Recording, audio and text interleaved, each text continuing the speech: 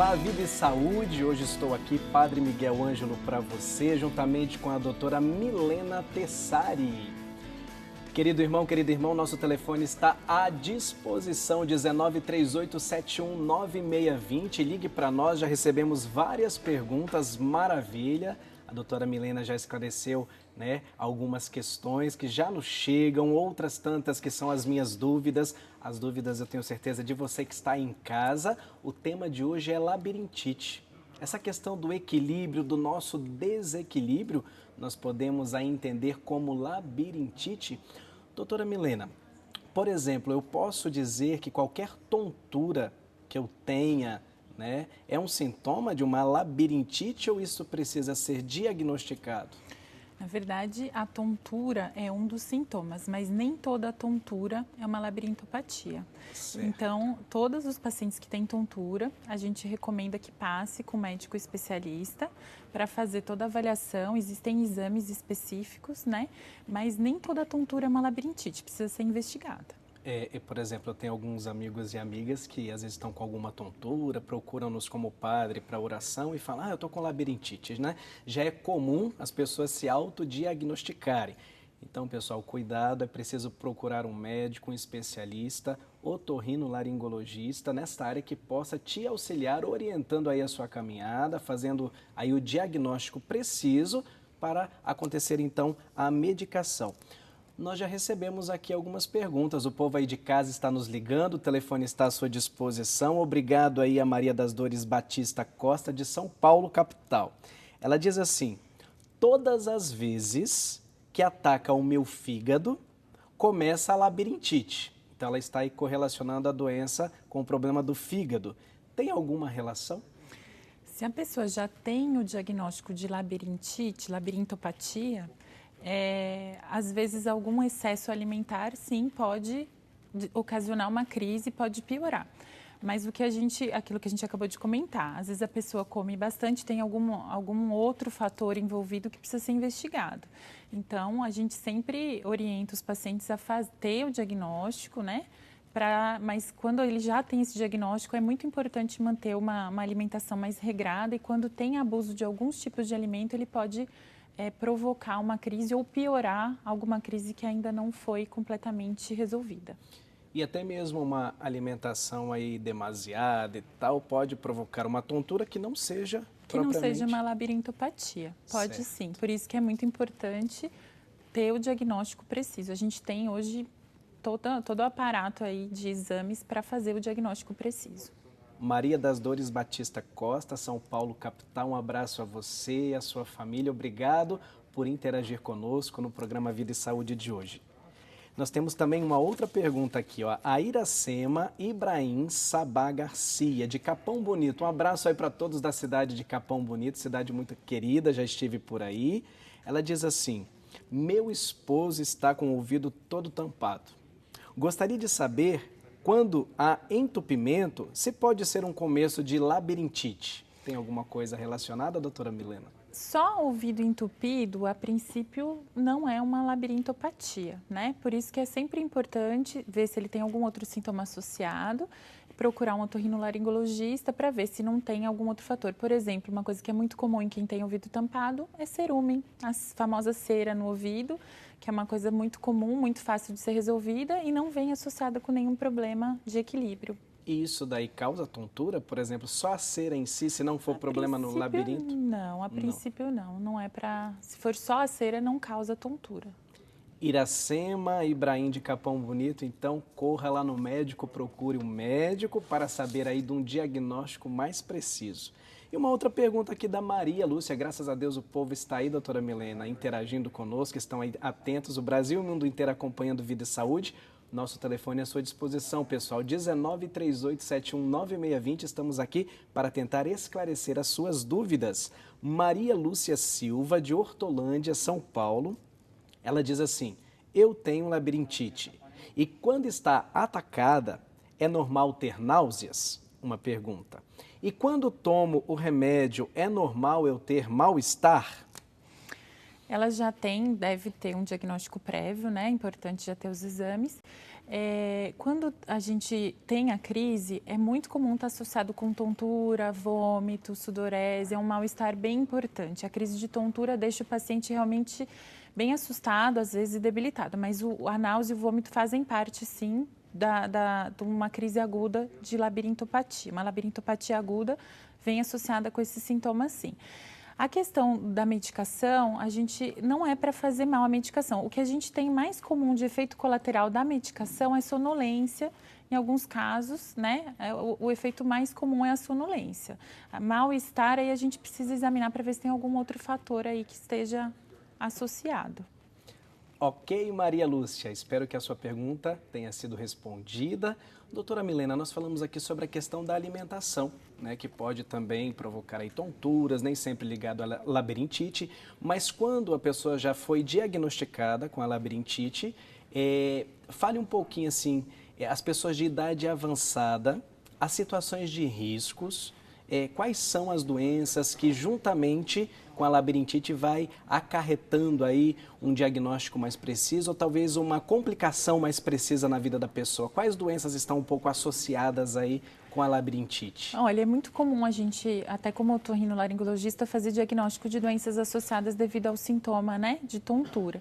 Então, a mais comum, assim, que a gente precisa avaliar, uma hipertensão arterial, que pode dar algum dano vascular, porque a circulação do labirinto, ela é uma microcirculação bem sensível, às vezes algum pico hipertensivo, até uma hipotensão, uma hipertensão pode causar um dano, né? Sim. A diabetes, que é uma doença muito comum hoje em dia, muito prevalente.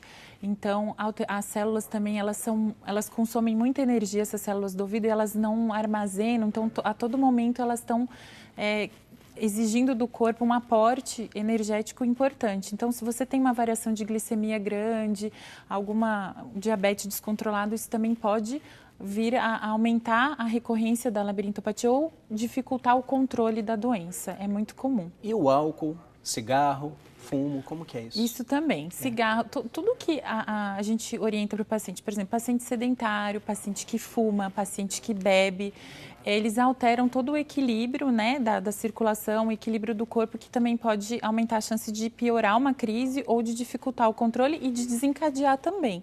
Outro fator que a gente sempre orienta no consultório é o abuso de cafeína, né? A dieta da gente hoje em dia, ela está muito... A maioria das pessoas tem uma dieta que não é adequada, né? Olha que interessante, pessoal. Sobre o café, você toma muito café? Fale mais sobre isso, doutora, sobre o café, que hoje as pessoas no trabalho, no dia a dia, sempre tem a maquininha lá do café, ou tem um café lá na garrafa. Pessoas que trabalham demais, às vezes dizem assim, mas eu preciso tomar café, que senão eu não produzo. O que o café ocasiona nessas situações, né, e complica mais essas situações? A cafeína, que é presente no café, e lembrar que também é presente em alguns outros alimentos, por exemplo, refrigerante, Coca-Cola, Guaraná, né, são bem ricos em cafeína. Chocolate? Chocolate, chá mate, chá preto. Às vezes a pessoa acha que está tomando um chazinho, mas chá mate e chá preto também são ricos em cafeína. A cafeína, a gente sabe que ela provoca uma excitabilidade nas células e dificulta a informação que a célula do labirinto está mandando para o cérebro. Então, ela dificulta o equilíbrio, né? Então, a pessoa que já tem essa dificuldade, já tem uma labirintopatia, se abusa de cafeína, com certeza vai ser mais difícil de controlar. Então, a gente sempre orienta no consultório uma dieta balanceada, né? Sim. Evitar cafeína, evitar abuso de doce, de alimentos que têm uma... Isso aí, a questão do açúcar também. O açúcar, ele pode... Pode. O açúcar, todo alimento que tem um alto índice glicêmico, o que é isso? Ele eleva a glicemia muito rápido no organismo, ele também pode estar associado como desencadeante de uma labirintopatia e também como um dificultador da gente tratar, da gente controlar esse paciente. Então, a gente sempre orienta uma dieta balanceada, evitar consumo de bebida alcoólica, evitar fumo também e ter uma atividade física regular, por causa da circulação, de liberar também neurotransmissores que ajudam a equilibrar tudo no cérebro, que ajuda a converter essas informações da maneira melhor possível para a gente manter um equilíbrio adequado. Vocês viram aí, pessoal, falamos um pouco sobre a cafeína. O café, você que toma muito café, que come muitos doces. E ao contrário, se a pessoa, por exemplo, as pessoas que tomam muito café geralmente não podem se alimentar em todo momento quando estão trabalhando. E, às vezes o café é uma substituição rápida para que a pessoa possa se manter mais ligado, né, mais acordado, acordada. E a questão de não se alimentar direito, né, uma má alimentação ou em tempos muito longos, como que é isso Esse daí? é um fator também que a gente costuma orientar muitos pacientes no consultório. O jejum prolongado pode ocasionar uma hipoglicemia, né? E isso também pode ser um fator associado à tontura, a ter uma descompensação de um fator também que já está ali, já tem uma labirintopatia, pode descompensar também. Qualquer fator metabólico nesse sentido pode. Então, pessoal, vamos, né, a gente já sabe das orientações, você que sempre acompanha o Vida e Saúde, uma boa alimentação, doutora, de quanto tempo seria? Olha, de 3 em 3, de 4 em 4 horas é suficiente, mas é uma alimentação leve, né? Às vezes o paciente não precisa fazer uma refeição. Se a doutora né? falar aqui de 3 em 3 horas, já pensou você fazer um pratão de 3 em 3 horas, aí não dá certo. Aí vai dar tontura, vai ter que dormir o dia inteiro, né, doutora? Aí é bom ter uma alimentação balanceada, fazer um lanchinho saudável de 3 em 3 horas, né? Isso é 3 em 3, 4 em 4. No ritmo de vida que a gente tem hoje, isso é bem complicado, mas tem várias alternativas aí que ajudam bastante. Então, pessoal, se alimentando corretamente para fugirmos das tonturas. Tonturas e vertigens, mesma coisa? Não, na verdade assim, a vertigem ela é um tipo de tontura, né? Então, as tonturas, o que é uma tontura? É qualquer sensação de desequilíbrio ou de desorientação espacial do seu corpo em relação ao espaço. Então, Sim. Eu posso sentir tontura, um desequilíbrio, uma sensação que eu estou caindo, uma dificuldade para andar, né? A vertigem é uma tontura rotatória, que eu sinto que ou as coisas ao meu redor estão rodando ou eu estou rodando em relação ao espaço ao meu redor. Então, a tontura, ela engloba todos os tipos de sensação de desequilíbrio e a vertigem é um tipo de tontura específico, rotatório, nesse sentido que eu expliquei. A gente sentir o corpo rodando ou o espaço rodando em relação ao corpo. E esta é a principal reclamação quando as pessoas te buscam no consultório? A vertigem é comum, mas existem várias nuances, né, de tontura, né? Vários tipos de tontura, mas a vertigem é muito comum e ela está bastante associada com labirintopatia. Quando o paciente tem uma vertigem específica, está bem associada com alguma labirintopatia. Olha que maravilha, vocês estão vendo aí toda uma explanação para vocês. Estamos realmente num consultório aqui, né? Qualquer momento que a gente tem uma explanação tão precisa como a doutora Milena Tessari está fazendo aqui para nós. Milena Tessari é otorrinolaringologista, estamos falando sobre o tema aí de labirintite. Quando é diagnosticado, como que é feito esse diagnóstico? Depois, como que você vai lidar isso daí com o paciente, você e paciente? A primeira coisa, assim, a gente orienta o paciente a procurar um especialista, né? Otorrinolaringologista. A gente vai ter uma história clínica detalhada do paciente, né? Fazer um exame físico otorrinolaringológico dele e a partir da história a gente consegue direcionar o paciente, a gente pensa em alguma causa. E aí tem os exames complementares que a gente pede nos casos de suspeita de labirintopatia. Então, tem diversos exames, né? A gente sempre pede para um paciente a avaliação inicial. O exame físico, a gente pede uma audiometria, porque avalia o ouvido interno está associado também, não necessariamente vai ter uma perda auditiva, mas tem algumas outras informações na audiometria.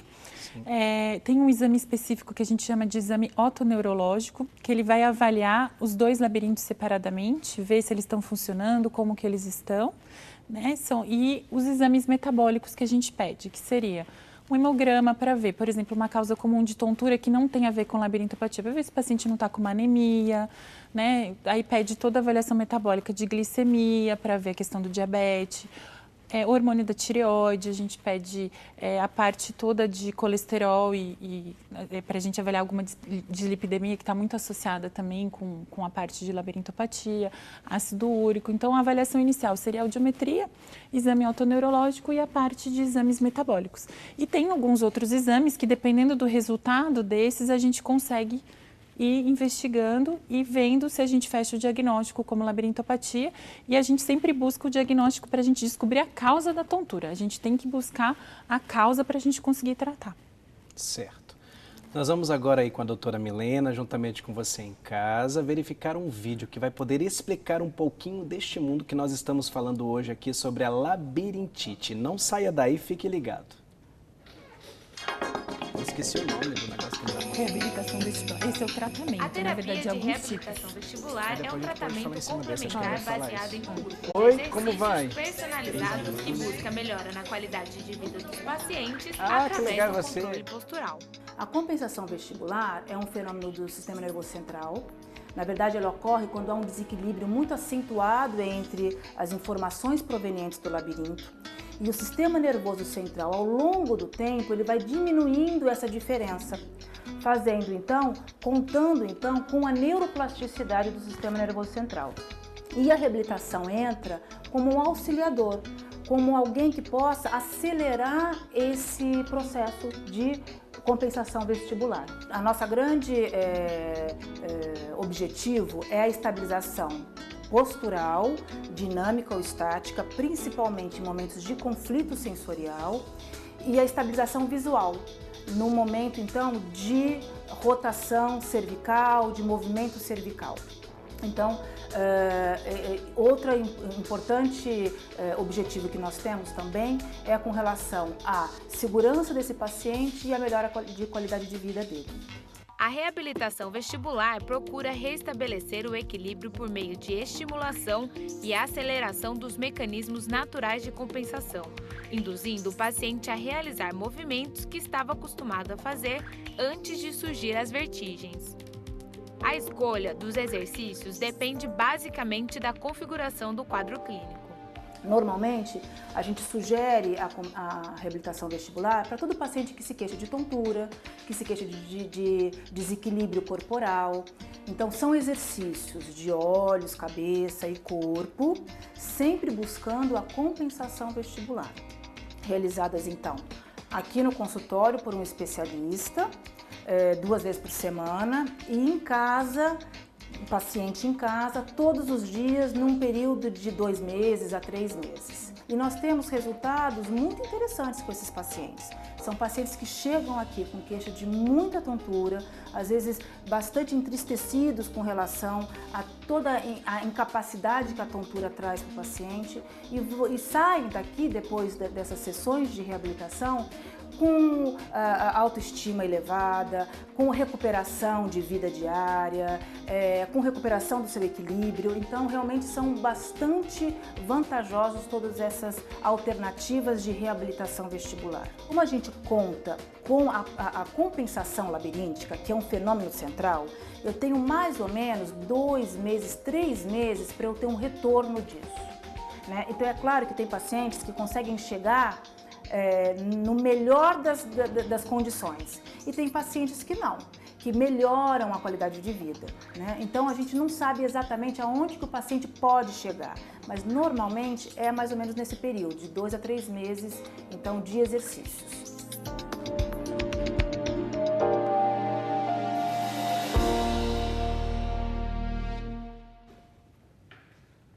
Como vocês puderam perceber, a Rede Século XXI, programa Vida e Saúde, levando esta informação até você, a sua casa. Nós estamos aqui com a doutora Milena Tessari, otorrinolaringologista, com o tema labirintite. Recebemos várias perguntas, o povo aí de casa participando, ligando para nós. Nós vamos aí num breve intervalo, pessoal, mas você pode continuar a ligar. O nosso telefone é 19 3871 9620. Já já a gente volta com a doutora Milena Tessari.